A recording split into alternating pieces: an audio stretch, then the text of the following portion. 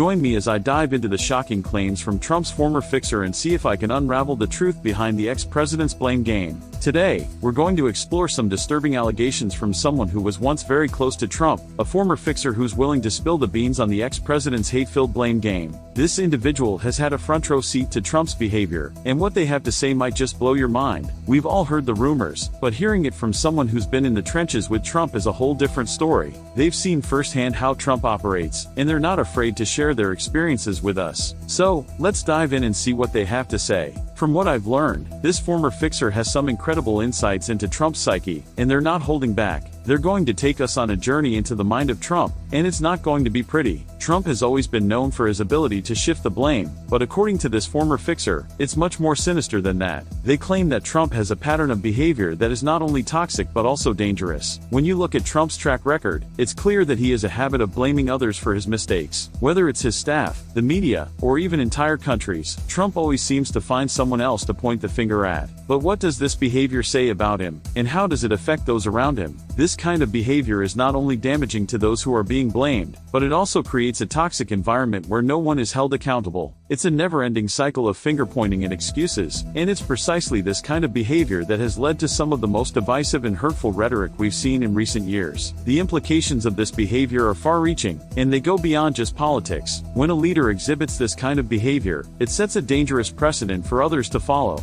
It creates a culture of blame and shame, where people are more interested in pointing fingers than in finding solutions. And let's be real, we've all seen it happen time and time again. Trump makes a mistake, and then suddenly, someone else is to blame. It's like he has a sixth sense for finding scapegoats. But what's really going on here? Is Trump just trying to save face, or is there something more sinister at play? When you dig deeper, you start to see a pattern of behavior that is not only disturbing but also incredibly dangerous. Trump's blame game is not just about deflecting responsibility, it's about creating a sense of fear and uncertainty. It's about making people doubt themselves and each other. From claiming that the election was rigged to blaming the media for his own mistakes, Trump's blame game has become a hallmark of his presidency. And according to this former fixer, it's been going on for years. One of the most disturbing aspects of Trump's blame game is the way he uses it to manipulate his followers. By creating a sense of us versus them, Trump is able to create a loyal following of people who are willing to defend him no matter what. It's a clever tactic, but it's also incredibly dangerous. When you create a culture of blame and shame, you also create a culture of division and hate,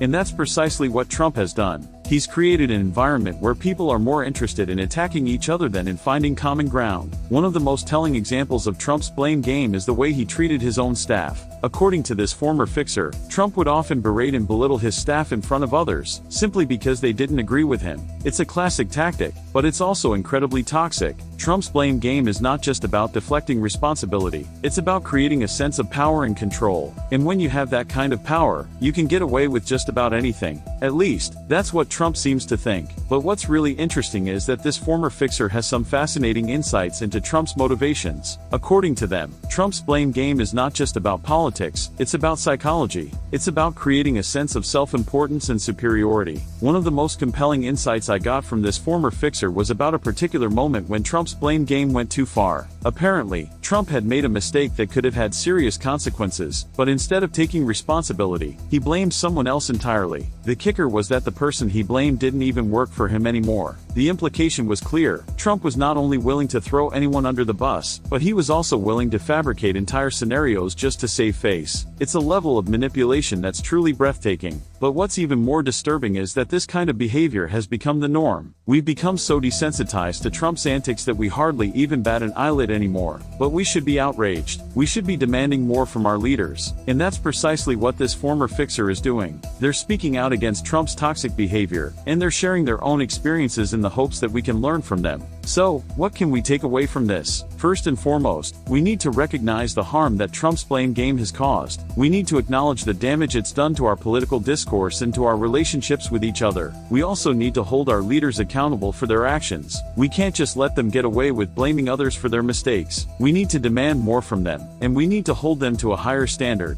Finally, we need to take a step back and look at ourselves. We need to ask ourselves why we're so willing to accept this kind of behavior from our leaders. We need to ask ourselves what we can do to create a more compassionate and honest society. So, what do you think? Have you had enough of Trump's blame game? Let me know in the comments below. And don't forget to subscribe Global TV 2.0 for more content like this.